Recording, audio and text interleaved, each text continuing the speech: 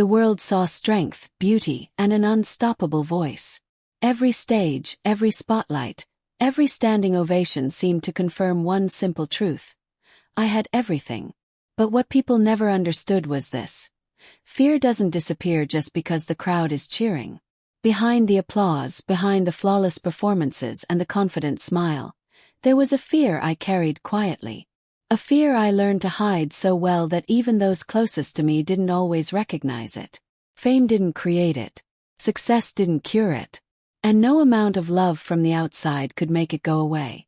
This story isn't about the moments you already know.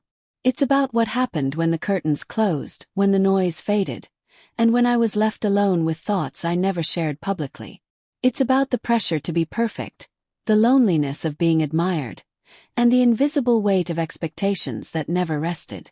What lived behind the applause shaped my choices, my silences, and my struggles more than the world will ever realize. And once you step into this story, you may never hear applause the same way again. If you're ready to see beyond the stage, beyond the headlines, and into the truth few ever heard, stay with this story until the end, because what I lived with was never meant to be seen, but it deserves to be understood. The first thing you learn about applause is that it arrives before you're ready for it. It rushes toward you like a wave, loud and warm and overwhelming, and you're expected to stand there and receive it as proof that everything in your life makes sense, that you're safe, that you're loved, that nothing can reach you anymore. I learned how to smile into that sound before I learned how to breathe through it. On stage, I knew exactly who I was supposed to be. I stood tall, shoulders back, chin lifted just enough to look confident but not distant. The lights erased the crowd's faces, turning thousands of people into one pulsing energy.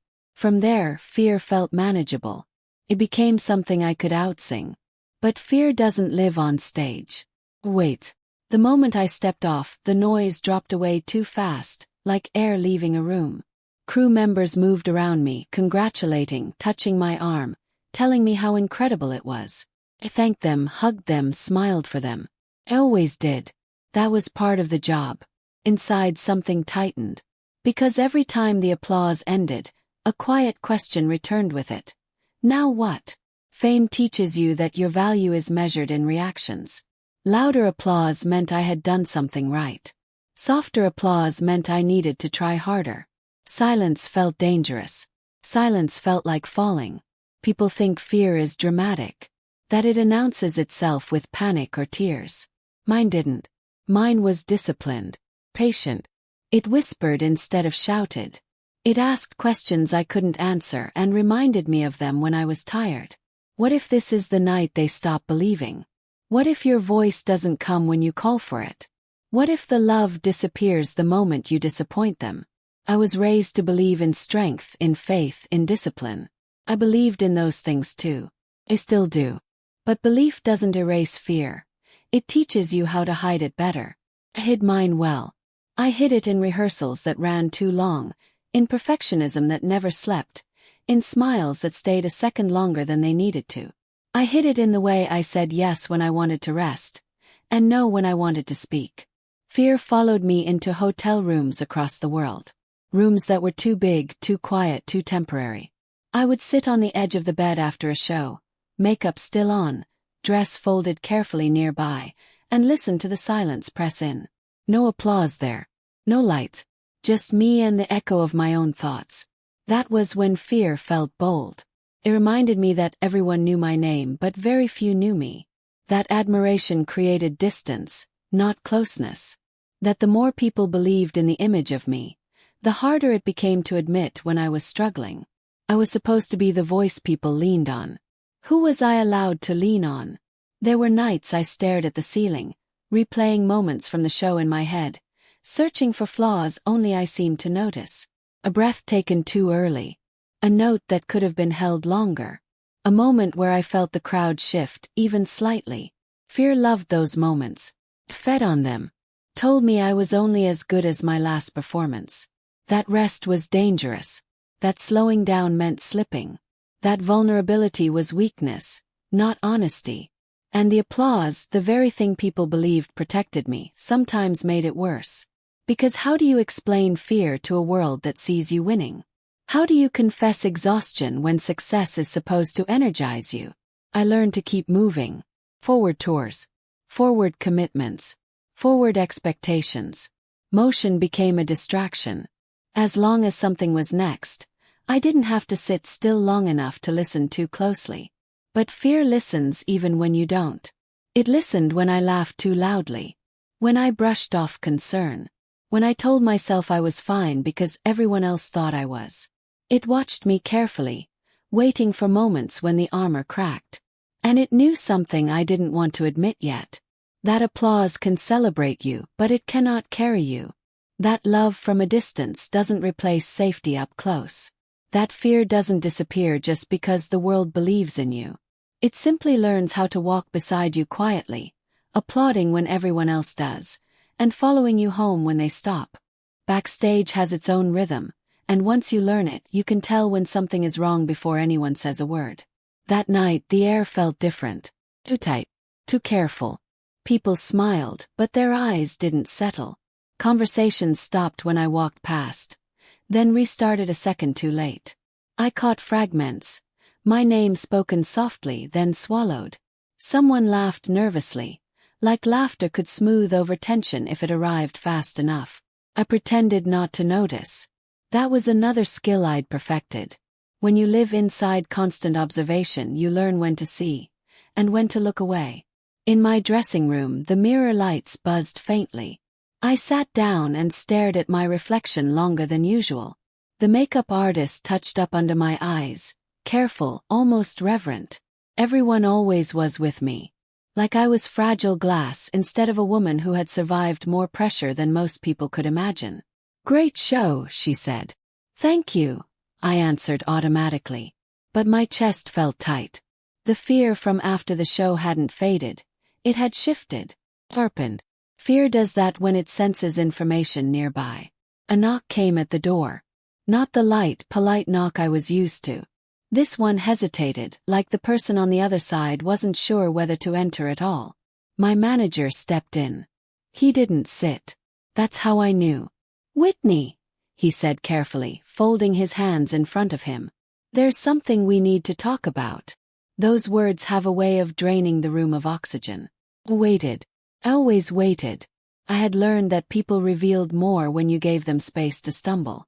"There are concerns," he continued. "From the label. From some partners." Concerns was another word that meant nothing and everything at the same time. "About what?" I asked. He cleared his throat. "About stability. About image. About the people around you." There it was. Fear leaned closer. I felt something shift inside me. Not panic, not anger, recognition. This wasn't about my voice or my work. Never was. This was about control. About comfort. About making sure I stayed predictable. "Who said this?" I asked. He hesitated. Just a beat too long. That hesitation told me more than the words ever could. It wasn't one person. It was a conversation. Quiet one. The kind that happens without you in the room about you, while everyone agrees it's for your own good. I realized then that trust backstage wasn't about loyalty. It was about alignment. As long as your needs matched theirs, you were supported. The moment they didn't, concern replaced care. "They want you to rest," he added quickly, like that softened it. "Maybe step back for a bit." Step back from what? My life. My voice. The one thing that still felt like it belonged to me. I nodded slowly, not committing to anything. Years in this world had taught me that immediate reactions were expensive. Silence was leverage. After he left, I sat alone in that room and let the quiet settle. Fear didn't rush me. Never did. Simply observed. I thought about all the moments I had ignored my instincts because someone else sounded confident. All the times I trusted people because they spoke in professional tones and used words like strategy and long-term. I wondered how many decisions about my life had already been made without me. Later, as I walked through the corridor toward the exit, I overheard two crew members talking. They didn't see me at first. "She doesn't even know yet," one said. "Do you think she'll be okay with it?" the other asked. They stopped when they noticed me. Smiles returned. Polite. Professional. Me. I'm fine, I said before either of them could speak. And I meant something different than they assumed. Because in that moment something hardened inside me. Not anger. Awareness. I understood then that the fear I lived with wasn't just internal. It was being fed. Maintained. That uncertainty made me easier to guide. Easier to manage. Easier to keep dependent. The applause had masked it. But backstage, stripped of lights and noise, the truth was louder. I didn't know who to trust anymore. And worse, I wasn't sure who had ever truly trusted me. As I stepped outside into the cool night air, the crowd long gone, a single thought followed me like a shadow. What else had been decided about my life? Without my consent. Fear didn't answer, but it smiled. And I knew then that whatever was happening behind the scenes was only beginning, and that the next truth waiting for me wouldn't come gently. There's a moment when fear stops feeling like an enemy and starts feeling like a signal. I didn't understand that yet. All I knew was that something inside me had gone quiet, not calm but alert. Like my body had decided to pay attention even if my heart was still catching up. The next morning I woke before the sun. No alarm. No schedule. Just that familiar tightening in my chest pulling me out of sleep. Hotel curtains glowed faintly blue, the city still half asleep below. For once, I didn't reach for the phone. I didn't check messages. I didn't ask what was next. I sat on the edge of the bed and listened. Fear was there, but it wasn't loud. It was focused. I thought about the word concerns again. How easily it had been used. How little it had explained.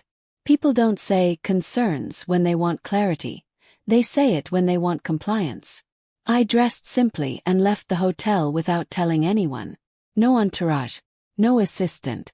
Just me walking down a quiet street, my name temporarily forgotten by the world. That anonymity felt dangerous and comforting at the same time.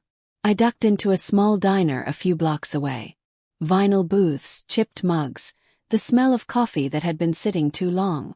No one recognized me at first. I slid into a corner booth and let my shoulders drop. For the first time in days, my breath slowed. A woman behind the counter glanced at me, then looked again. Her eyes widened just slightly. "You're," she started. I smiled gently and shook my head. "Just tired," I said. She nodded like she understood more than I'd said. As I stirred my coffee, my thoughts drifted to the people closest to me, the ones who claimed to protect me. I replayed conversations from the past few years with a new lens. How often advice had sounded like orders. How often my doubts had been reframed as weakness. How quickly concern turned into pressure. Fear had been telling me something all along. I hadn't been afraid of failing. I'd been afraid of losing myself. The realization settled heavy and sharp. Vulnerability always feels like danger when you've been taught that love is conditional. When affection arrives with expectations attached. Back in the hotel room later that afternoon, I finally checked my messages. Several missed calls. Voicemails stacked like demands. One from my manager. One from the label. One from someone I hadn't spoken to in months. Suddenly, checking in. I didn't return any of them. Instead, I opened a notebook I hadn't touched in a long time. I used to write in it when words felt safer on paper than out loud. The first page stared back at me, blank and patient. I wrote one sentence. "What am I afraid of losing?" The answer came faster than I expected. Control over my own life. That scared me more than any rumor, any headline, any failed note. A knock came at the door. This one confident. Familiar. I didn't answer right away. "Whitney," a voice called through the door. Someone I trusted once. Someone who knew how to sound gentle while pushing hard. "We need to talk. Now." I opened the door halfway. They stepped inside without waiting for permission. That told me everything. They spoke quickly, carefully, like the words had been rehearsed. About schedules. About optics. About how stepping back for a while would help everyone breathe. About how I needed to trust the process. "Trust," I repeated quietly. Yes, they said. Trust us.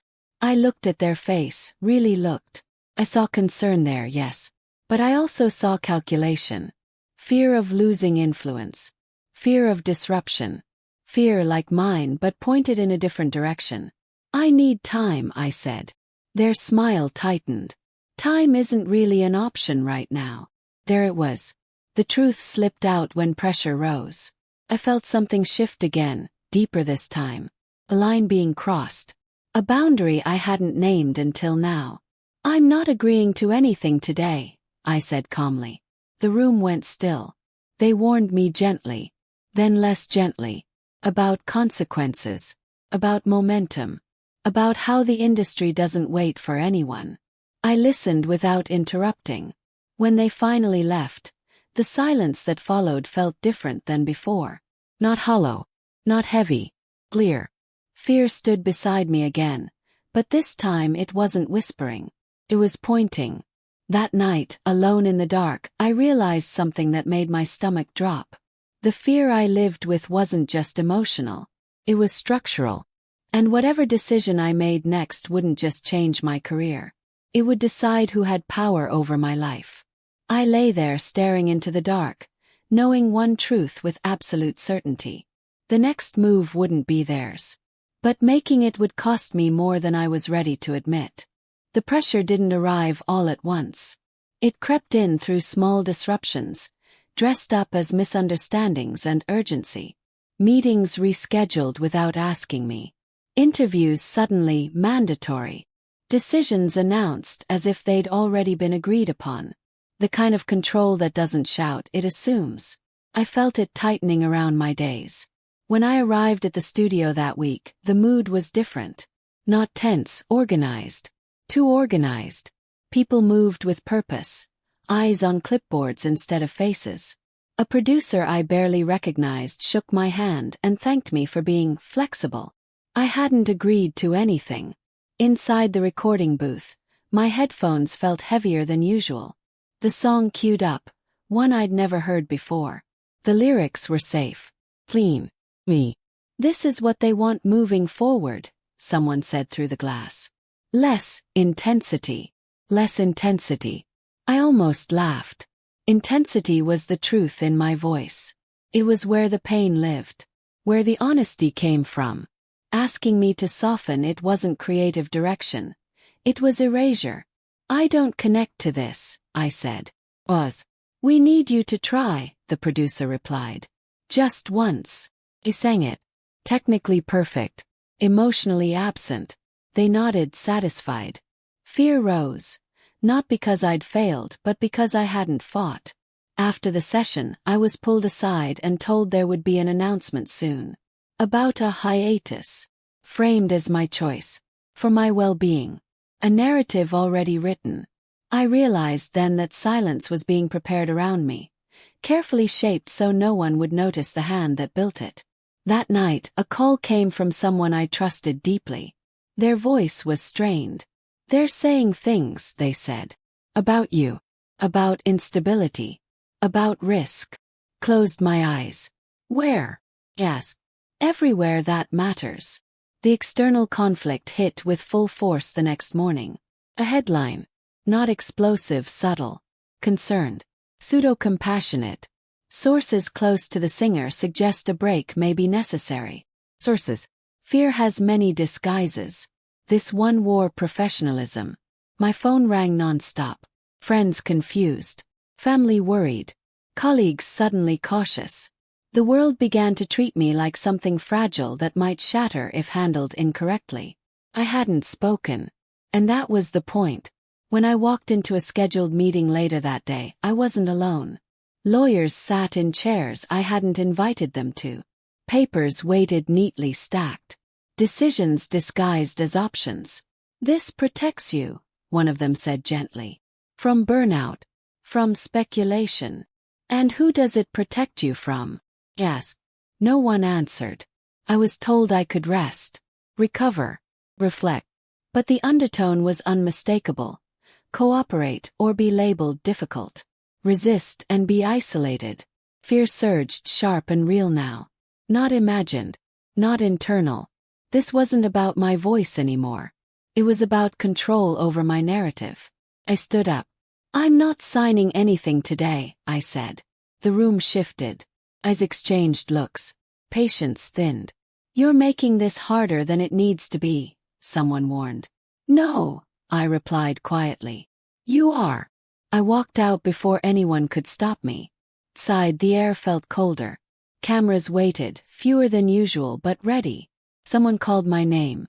Asked how I was feeling. Asked if the rumors were true. I didn't answer. But the silence that followed wasn't protection this time. It was escalation. That evening, someone I loved sat across from me, fear in their eyes. "They're serious," they said. "They won't stop." "I know," I whispered. The external conflict had arrived fully now, not as chaos but as pressure with paperwork, reputation as leverage, care as coercion. I realized then that this wasn't just about surviving fear. It was about surviving systems that thrived on it. As night fell, I sat alone, staring at the city lights, knowing the next choice I made would either reclaim my voice or cost me everything that came with it. And for the first time, I was truly afraid of what standing up might unleash. I didn't sleep that night. Every time I closed my eyes, my mind replayed the same images. Conference rooms, folded hands, concerned faces, contracts waiting patiently for my signature. Fear had stopped whispering. It was wide awake now, pacing. By morning, exhaustion had stripped something away. What remained was clarity. I sat at the kitchen table with a cup of coffee growing cold in my hands and realized the most dangerous thing about fear isn't that it paralyzes you. It's that it convinces you that obedience is safety. I had obeyed for years. Smiled when things felt wrong. Trusted when instincts warned me. Accepted narratives that made my life easier for others and smaller for me. And look where it had brought me. The call came just after noon. This time it wasn't gentle. "We need to resolve this today," my manager said. "The longer this drags out, the worse it gets." "For who?" "Yes, was. For everyone," he answered. That answer confirmed what I already knew. This wasn't about my well-being. It was about containment. I agreed to meet, not because I felt pressured but because I was ready to stop being spoken for. The room was full again. Familiar faces. New ones. People who knew my life in bullet points and projections. The atmosphere felt heavier than before. Tense, expectant. They spoke first. About public perception. About risk management. About how stepping back quietly would preserve my legacy. Legacy. I had never heard that word sound so much like a threat. "I know what's being said about me," I interrupted calmly. "And I know who's saying it." The room went still. "I also know why," I continued. "Because fear is easier to manage than autonomy." Someone shifted in their chair. They denied nothing directly. They didn't have to. Their discomfort was answer enough. Then came the revelation, the one meant to end the conversation. A document slid across the table. Internal assessments. Communications. Plans already in motion. A carefully crafted strategy to reduce my visibility, limit my output, and control access to me. All under the language of care. I read every word. And something inside me burned clear and bright. So this was the final secret. Not scandal. Not addiction. Not collapse. The truth was simpler and more devastating. I wasn't breaking down. I was being managed out of my own life. The fear I had lived with all these years suddenly made sense. It hadn't come from weakness. It had come from resistance. From a part of me that knew, even when I didn't have the words yet, that something was wrong. I pushed the document back. "I'm not agreeing to this," I said. Voices rose. Not loud, controlled. Frustrated. Urgent. They warned me about consequences. About what happens when artists become difficult. About doors that close quietly and never reopen. "I've lived with fear long enough," I said, surprising even myself with how steady my voice was. "And I won't let you keep using it to make decisions for me." Someone finally said it out loud. "If you don't cooperate, this could get ugly." There it was. The truth stripped of its polish. Fear surged, real, human, shaking, but it didn't own me anymore. I could feel it, acknowledge it, and still stand. I understand, I replied. But it ends here. I stood up, heart pounding, hands steady. I didn't know what would happen next. Headlines, retaliation, isolation. All of it was possible. But for the first time the fear felt honest. It wasn't being fed to me. It was mine.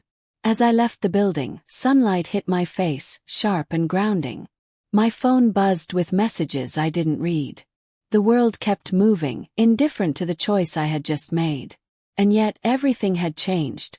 Because once you see the machinery behind your fear, you can never unsee it. That night, alone again, the confusion returned, but differently. Mixed with grief. With anger. With a strange, fragile pride. I had chosen myself. And I knew the fallout was coming. The only question left was whether reclaiming my life would cost me the very thing that had given me a voice, or finally allow me to use it freely. Either way, there was no going back. The fear had lost its leash. And the truth was finally standing in the open, waiting for what came next. The aftermath wasn't loud. That surprised me. I had braced myself for explosions. Headlines screaming, phones ringing off the hook, doors slamming shut in dramatic fashion. Instead, what came first was quiet. A deliberate, unsettling quiet. Meetings disappeared from my calendar. Invitations stopped arriving. People who once checked in daily suddenly needed time. Distance became the message. At first, fear tried to reclaim its place. It whispered that I'd gone too far. That I'd miscalculated. That standing up for myself had been naive in a world built on leverage. I felt it in the pit of my stomach when days passed without direction, without validation. But something else was there now. Space. And in that space, I began to hear myself again. I took long walks alone, unrecognized in sunglasses and simple clothes. I listened to my own footsteps instead of feedback. I cooked meals without rushing. I slept without alarms. Small things maybe, but they felt radical. I started singing again, quietly. Not for a record. Not for a tour. Just to feel the sound move through me without expectation. My voice wasn't gone. It had been waiting. People eventually reached out, cautiously. Some with genuine concern. Others testing whether I was still manageable. I learned to tell the difference. I learned that love doesn't pressure you to be smaller. And support doesn't come with conditions. The fear didn't vanish. That's the part no one likes to admit. Changed. It no longer lived in the shadows, feeding on confusion. It stood in the open, acknowledged. When it appeared, I asked it what it was protecting, not what it was threatening. Most of the time the answer was simple. My truth. I began to understand how deeply I had been trained to confuse survival with silence. How often I had mistaken endurance for strength. How the world celebrated my resilience without ever asking what it cost me. Fame hadn't broken me. What nearly did was the belief that my worth depended on my willingness to disappear behind expectations. I reached out to people I trusted, not professionally but personally. I told the truth, even when it trembled. I said no without apology. I stopped explaining myself to those who had already decided who I was supposed to be. Some relationships ended. It hurt. But others deepened in ways I hadn't thought possible. When you stop performing safety, you discover who can sit with you in uncertainty. I looked back on my career with clearer eyes. The triumphs still mattered. The music still mattered. But I no longer needed them to justify my existence. That was the real resolution. Not a comeback. Not redemption. Agency. I understood now that fear had followed me because I had been walking toward myself for years without knowing it. Every moment of discomfort had been a signal, not a failure. Every crack had been an invitation to tell the truth. The applause would always fade. But integrity doesn't. I don't know how history will tell my story. I don't control that. What I do control is this. I reclaimed my voice before it disappeared under someone else's narrative. And that matters. Because the untold fear I lived with wasn't weakness. It was awareness, waiting to be honored. If there's anything I hope you carry from this, it's this. Pay attention to the fear that asks you to shrink. Question the voices that call control care. And remember that the bravest thing you can do isn't to survive the spotlight. It's to step into your own light, even when it costs you everything familiar. That's where freedom begins. And that's where I finally learned to stand. Sometimes the most dangerous battles aren't visible. They happen quietly, behind applause, inside expectations within ourselves. If this story made you reflect on fear, identity, or the cost of success, take a moment to sit with it. If this story moved you, don't forget to like the video, subscribe, and turn on notifications to never miss the next story.